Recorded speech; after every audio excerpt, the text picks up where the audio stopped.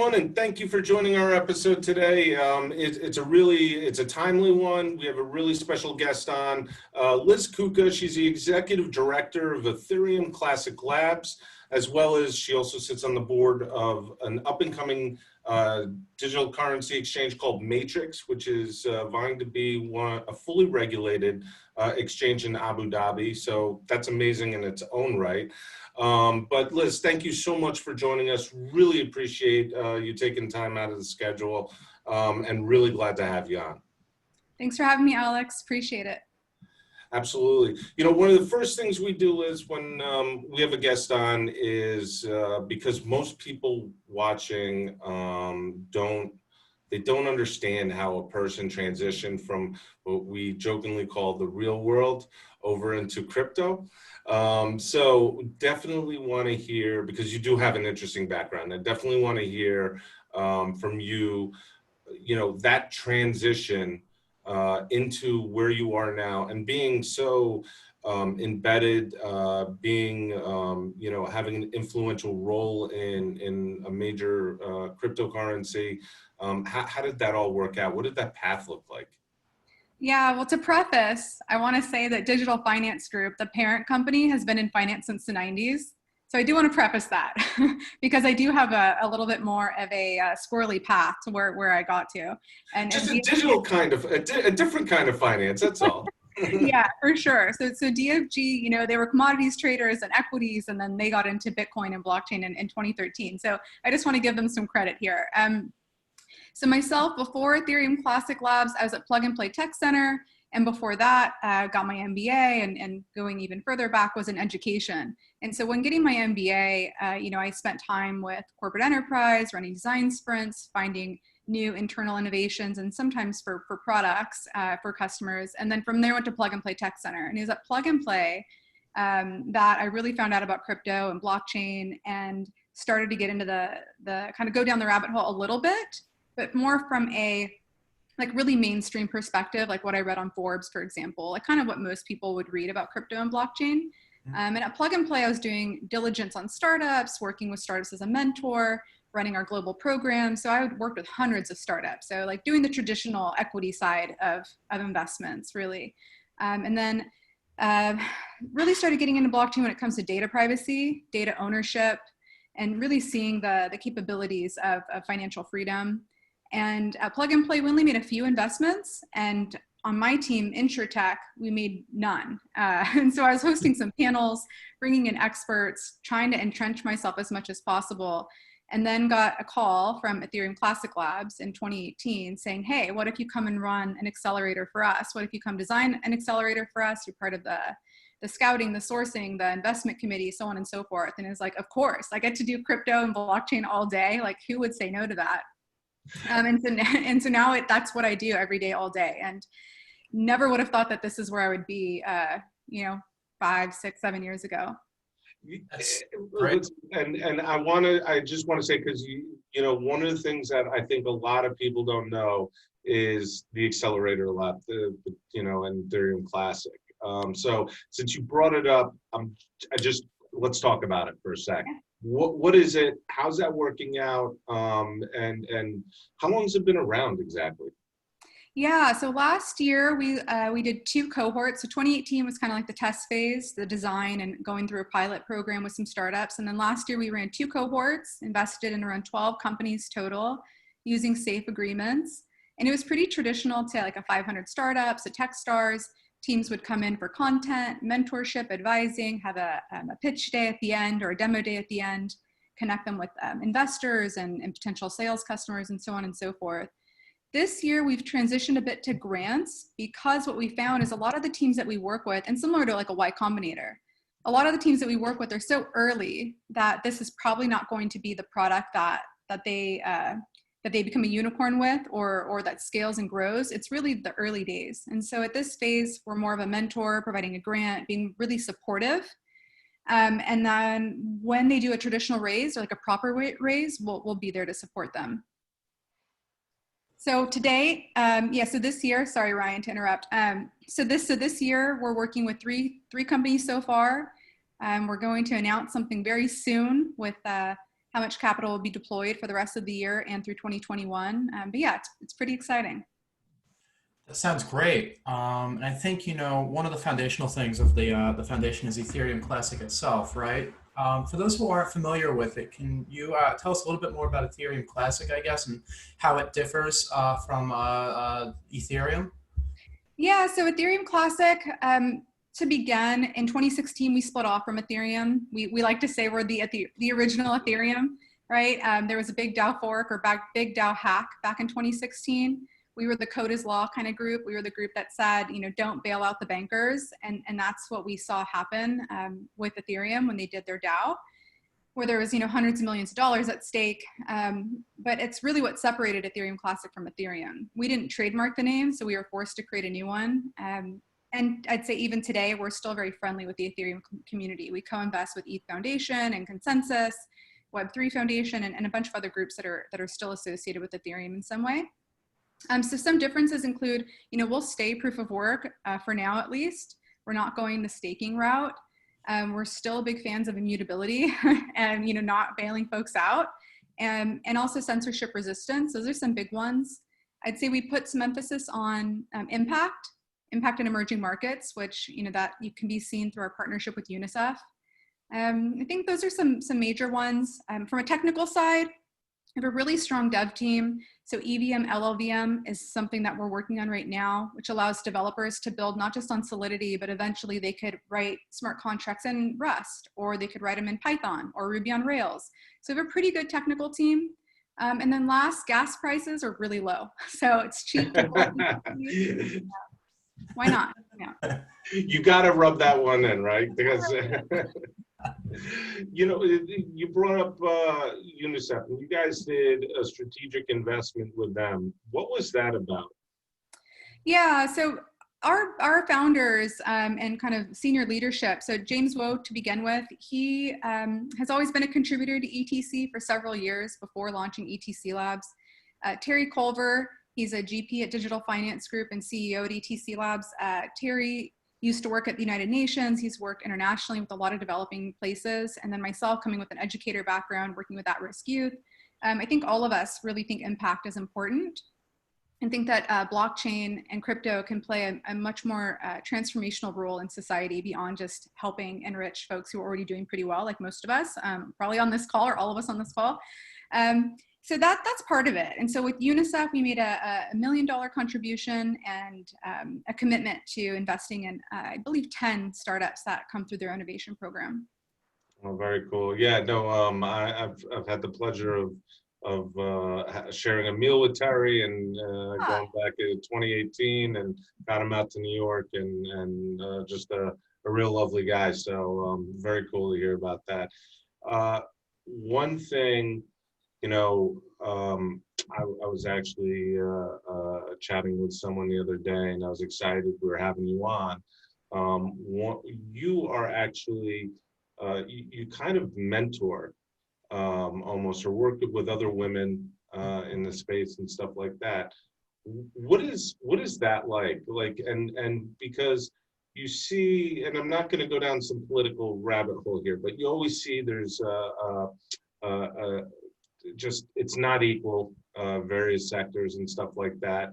And I always come across, I don't even think about it, there being any issue with it, but I always come across women in crypto. And funny enough, the women that come across in crypto, whether it's yourself or others, they always, they have extraordinary positions, and they're doing fantastic stuff. Give us a little background on women in crypto, and what you've done and inserted yourself into, and helping them along and stuff like that. I hope I have a sufficient answer, or like a good answer. I could probably do more. I think whenever I meet women in crypto, I definitely gravitate to them. Like, how can we help each other more, and what can we do together? But it is few and far between. I'd say with most women in crypto, they're already, and founder, if they're a founder and they're in crypto, they're generally already a go-getter. They're already pretty ambitious. Kate, who's one of the founders that we work with from PingMe, she was formerly at growth marketing at Uber, for example. So she was already like quite a hustler and business lady. She doesn't need that much help from me, honestly. With Kate, for example, I just make as many introductions as I possibly can to usually investors and potential partners. I think for some women who are uncomfortable in crypto or in blockchain, it is a lot of men in the room. And so I think some of the advice that I've given to women that I've worked with, especially like interns or university students that I work with sometimes, is to make friends with folks. Like, no one wants to support your suggestion or your project or pitch when you don't talk to them or get to know them a little bit. And it can even be business friendly. Like, go have a business friendly coffee with a colleague. It doesn't have to be like BFF. But for a lot of women I talk to, you know, they don't feel like the men in the room are listening. It's like, but why would they listen? Like, you don't do anything that demonstrates that you're listening either. And oftentimes what people do strategically is they team up, right? You get other people in the room to support you, and it doesn't happen in the room. It happens outside of the room. And so I think it's just like being a little bit smarter about things like that. Not saying women aren't smart about it, but I think guys just tend to come to the table a little bit differently. I think that, you know, those are very good points. And, you know, you mentioned some of the challenges working with women and with younger talent. How receptive, you know, have they been to working with a mentor such as yourself? Is a roadmap or a plan for the future, is that something that they have or haven't envisioned? Have they criticized that? I mean, younger people do tend to be a bit more outspoken than older people, I guess, to a degree. Yeah, that's true. That is very true. I would say I don't think the women have been any different than the men when it comes to objections with mentorship. I think when you work with technical people specifically, technical people have a really hard time taking direction. And so we try to work with teams that are coachable, because if you're not going to listen to me, like, what's the point of being here? Like, if you just want to check, go get a check from somebody else. Like, it's not going to be fun for anybody. So we definitely like to work with founders who are coachable and are willing to listen to feedback. Doesn't mean they have to do what we say, but at least be willing to try things out, because we have worked with founders in the past who are super technically brilliant, but socially kind of awkward. And they also have a really hard time with empathy or trying to figure out what is the person on the other side of this screen or in the audience, how are they experiencing what I say? And a lot of times it's like tech. And it's like, no one's listening. No one cares. They don't get it. They feel dumb, and they don't understand, like, how do you make everyone in the room feel smart and good to be here and trust you in what you're delivering? And if you can't communicate with the people on the other side, they probably won't want to work with you. So it is hard. It's a hard conversation. You started that conversation out, and I was like, wait a second, about 2 sentences in, I said, that's the definition of sociopath, but it turned out not to be. Sorry about that. One of the things I'm trying to get everybody's opinion on is DeFi. It's all the craze. You know, one of the things you mentioned earlier was like, you guys for now are not doing staking, but you know, this is another one of the. I remember when staking became a craze. Right now, DeFi is the craze. What are you seeing out there from your side, and are you guys have any thoughts about it, thinking about anything, or is it just not on your radar? Like, I don't want to be distracted by the noise. What's that looking like? It's hard to not pay attention to it right now. It's very true. And I just asked Terry actually earlier today if he had invested in yams or not. Oh, geez. I hope he wasn't holding it in his bag. So I think we have mixed feelings about it. I think in general, we're supportive of DeFi. I think some of these things are a bit like get rich quick kind of scams. We definitely want to play. And the way that we're doing that is we recently launched Chainbridge with a team called ChainSafe. And so what that does is it connects us to Maker.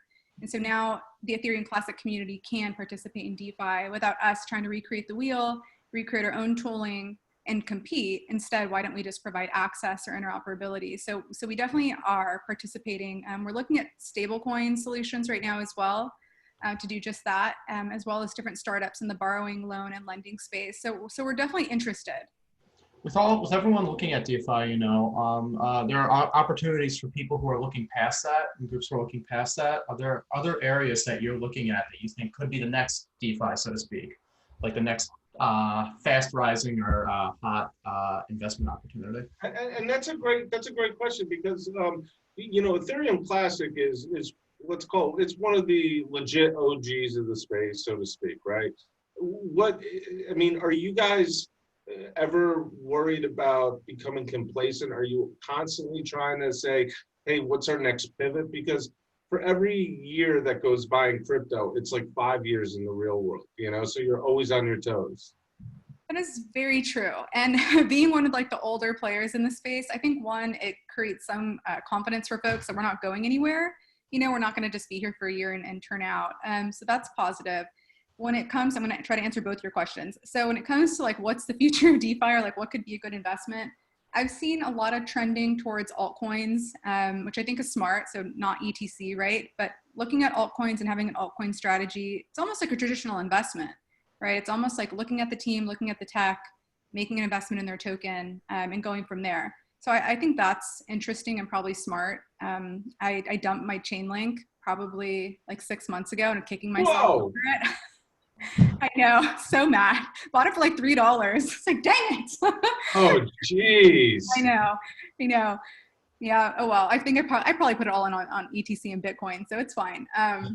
But I do think it's a smart strategy. Otherwise, I don't know, Ryan. I've been looking into it recently. I think emerging markets are pretty interesting, and seeing different communities that are already digital, like using M-Pesa, for example, to dive into Bitcoin or ETC. I've been talking to both folks in the agriculture space and the healthcare space in LATAM and Africa, where you're working with people in different verticals, different industries, and then also onboarding them into crypto. So in this country, where you don't really onboard someone at Kaiser to crypto, you can do that in another country. So I think that's pretty cool and pretty interesting. And then Alex, when it comes to ETC being a bit older and like, yeah, the industry moves super fast. ETC is slow. We are very slow. We're like Bitcoin in that way. There's 1,000+ voices in the room. We're super decentralized. There's 4,000+ people on our Telegram chat and thousands on Discord, and we're stodgy like Bitcoin. It's a bunch of curmudgeon-y, cranky old people like chatting about crypto and complaining all the time, and no one agrees. And so it's just slow. And I think ETC is that way, and ETC Labs as a private organization is not. We're pretty fast. So we're doing the best that we can while also working in tandem with the public blockchain. All right. You know, one of the things that we'd be remiss not to ask is about what's happened recently over the last couple of weeks. There's been some 51% attacks on ETC. And, you know, you look at it and you see there might be different motivations for it. There hasn't been any instance, I think 5 million, was nothing that's super out of the ordinary. Like no one walked away with $300 million. Can you give us a little hint into that? Because to have a 51% attack on a well-known coin such as yourselves, it brings it to the forefront a little. It does. And in order to do that 51% attack from earlier in the month, the one that kind of netted out 5 million or so, the attacker, so they had to purchase some hash power, right? They spent a couple $100,000 on that, but they did a double spend. So they also put up $5 million of their own money onto the exchanges where they did the double spend. So we know it's someone who had capital. It wasn't just you have to have the capital to really pull it off as well when it comes to double spend. So that's certainly unfortunate. One other challenge that happens when you have attacks like this is you can't control an exchange. Like I can't tell any of the great exchanges that we work with, like what to do or what their policies should look like. And so these attacks always happen to hot wallets instead of the cold wallet. So the cold wallet's safe and secure. It's the custody solution.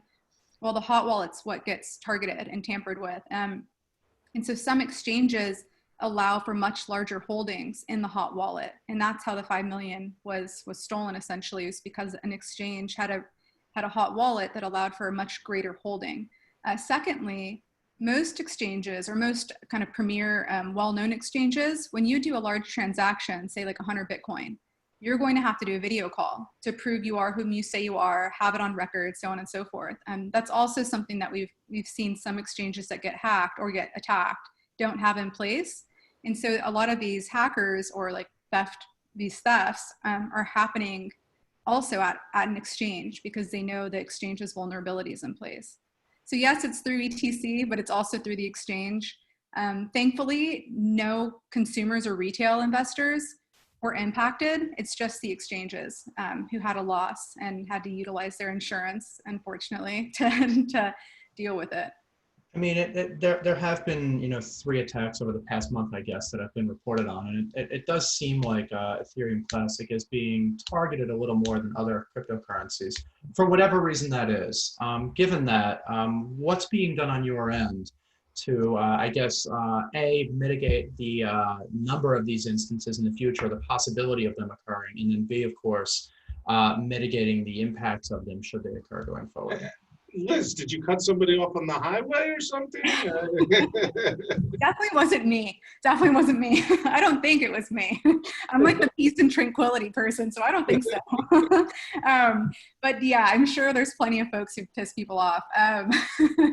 Yeah, so what's going on? Well, what we're doing, because we don't really know why, right? And like Bitcoin Cash, like who's also been attacked, like I don't know why.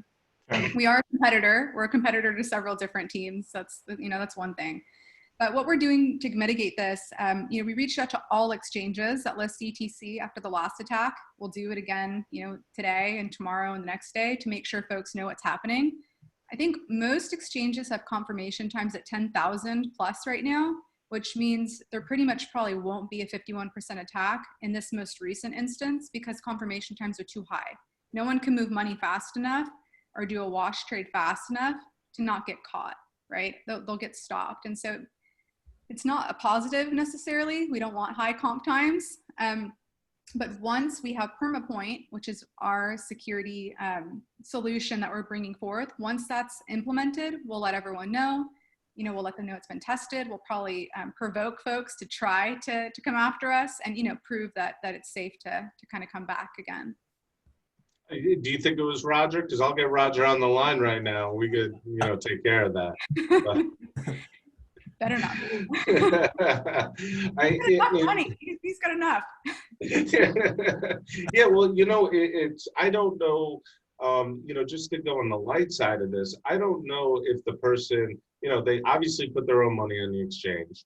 And I mean, was he looking for $5 million more to add to his bank account? Is that what this is about? Yeah, it's hard to say. It's hard to say. We know kind of the region of the world where the folks are sitting. Not sure if it was mentioned in the article, but like it's Eastern Europe. Yeah, we don't know for sure, but it could have been a whole large organization of people working together. Yeah. I had a question for you, and you sort of answered it. I was going to ask you, do you guys reach out and talk to the exchanges that list your tokens? Is there a relationship there that is valued where you say, hey, look, OKEX, I know this happened to you. We're working on this, or can we help with any way? And you did mention, listen, it's not all ETC, right? It's infrastructure, fix and shovel failure as well. But do you guys maintain relationships with the exchanges that list ETC? Yeah, we try our best for sure. There's so many exchanges, right? I think we have like at least 60 like in our top list, and then probably over 100 that list ETC. So it's so many. And in the crypto blockchain world, for anyone that works in it full time, people turn quickly.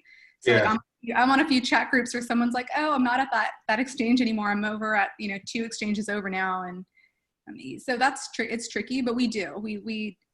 We're trying to get better about having like a direct contact instead of like a support person, like kind of going up the chain a little bit more. We have those at some. Have like an institutional coverage or something like that. Yeah. Working on it. Okay.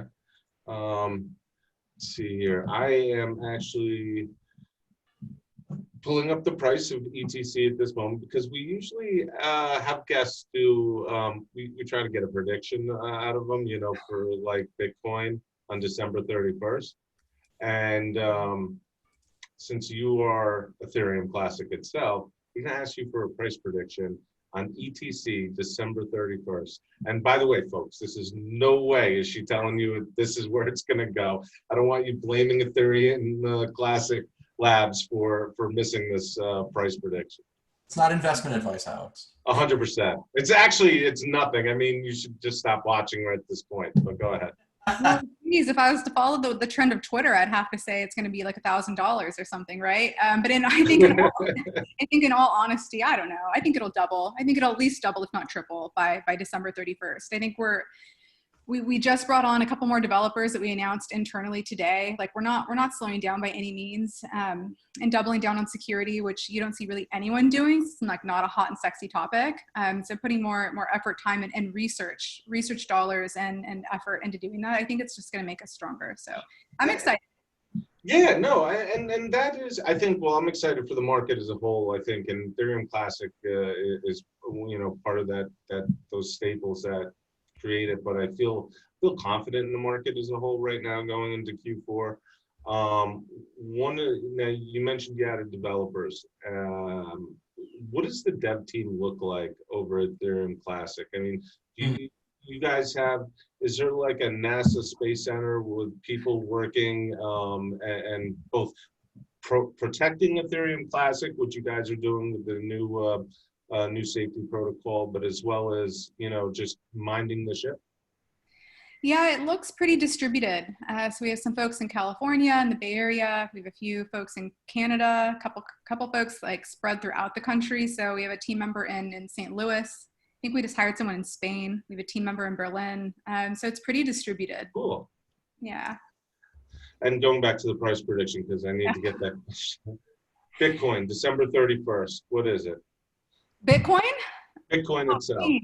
Oh man. Because I know you probably just own 2 coins, right? Is Bitcoin and Ethereum Classic? I love that pretty much right now, actually. Pretty much. I'm being honest.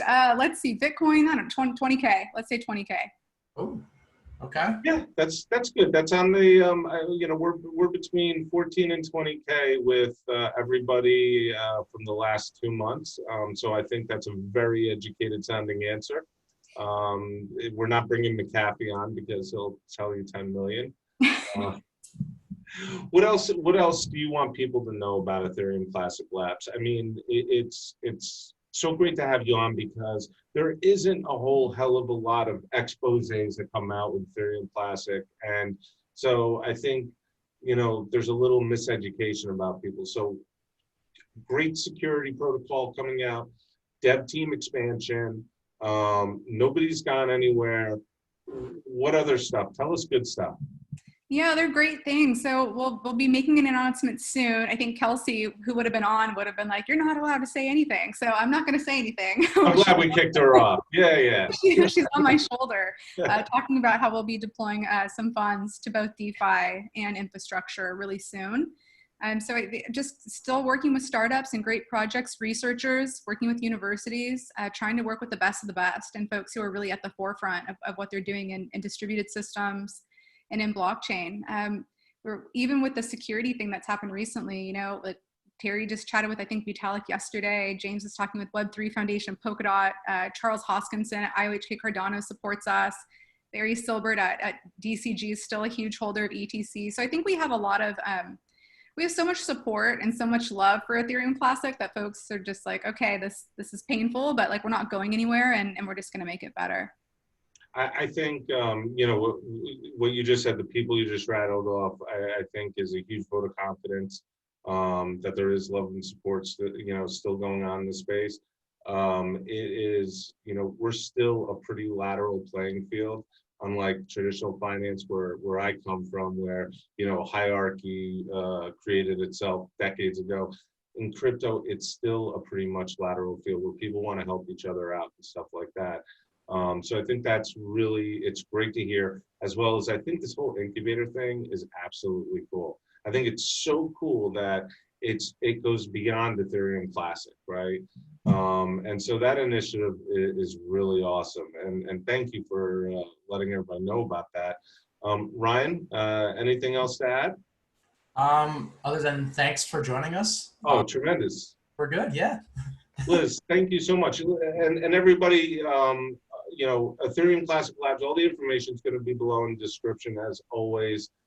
Definitely implore you to take a look, explore it.